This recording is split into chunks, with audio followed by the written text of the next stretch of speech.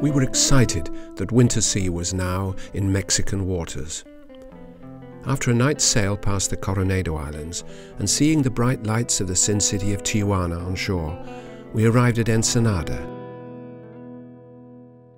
The ports and anchorages along the coast of Baja California are few and far between, and there are only two natural harbours, Magdalena Bay and here at Turtle Bay. We found it hard to understand why this bay was called the Bay of Dreams. The beach was lovely, but the land was arid and brown. Whose dreams were we talking about? There were cactuses as far as the eye could see, and dry, red-brown hills disappearing up towards the rust-coloured mountains beyond. We walked on the beach and swam in the sea like regular tourists. After the windstorms had abated, we eventually sailed away from the Bay of Dreams deeper into the Sea of Cortez and turned into the protected bay and harbour of La Paz. We found La Paz to be a delightful town, full of historical interest and artistic whimsy. The town was fronted by a wide boulevard and boardwalk.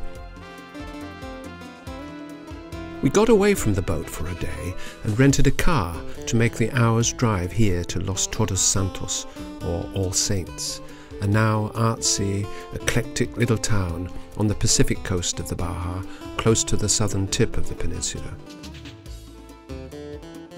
A few miles away from Todos Santos, hidden away up in the hills, is another abandoned town called El Triunfo. In the mid-19th century, silver and gold were discovered here, and hopeful prospectors flocked from around the world to make their fortunes.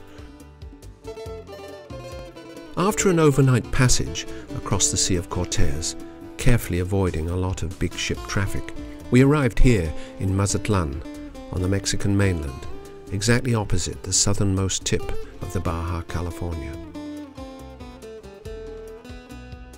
We again headed off and found ourselves here at Tenacatita. This is a famous place for voyaging yachts.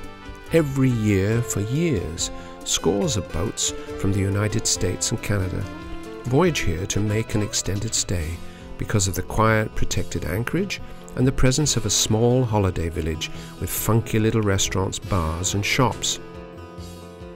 We had now arrived in Manzanillo, at the fabled Las Hadas Marina and Resort, made more famous still by having the movie 10 made here with Bo Derek and Dudley Moore. It was a long time ago, but they still talk about it. We cleared customs in Mexico and headed southwest into the Pacific. It was 3,500 miles to our next destination in French Polynesia, and a great deal of it was in lovely weather, calm seas and gentle winds.